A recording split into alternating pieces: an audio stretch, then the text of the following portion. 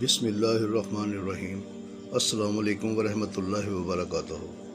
غزوہ احد میں لڑائی کے انگارے برس رہے تھے۔ مشرکین کی ناشیں بہادروں کی تلواروں کی زد میں آ کر ادھر ادھر بکھر رہی تھیں اور موت سروں پر منڈلا رہی تھی۔ اتنے میں حضرت علی کرم اللہ وجہ مسلمانوں کے علم بردار ہوئے تو مشرکین کے علمدار ابو سعد بن ابی طلحہ نے ان کو دیکھا اور اپنے گھوڑے کو دوڑاتا ہوا میدان جنگ کے بیچ میں پہنچا، جہاں گردنیں اڑ رہی تھیں، اور فخری انداز میں کہنے لگا، کیا کوئی مرد میدان ہے؟ کسی نے جواب نہیں دیا۔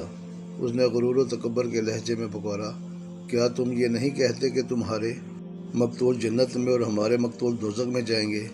کیا تم میں سے کوئی شخص یہ نہیں چاہتا کہ وہ میری تلوار کے ذریعے جنت میں چلا جائے یا میں اس کی تلوار سے دوزخ میں چلا جاؤں؟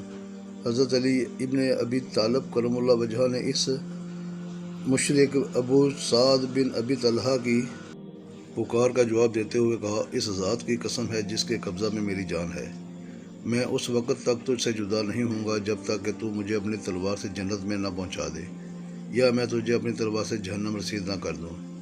دونوں میدان کارزار میں نکلے، دونوں کا مقابلہ ہوا، دونوں نے اپنے اپنے وار کیے، مگر حضرت علی رضی اللہ عنہ نے تلوار کی ایک ایسی ضرب لگائی اور اس کی ٹانگ کاٹ دی اور وہ زمین پر گر پڑا اور ابو سعد برہنہ ہو گیا۔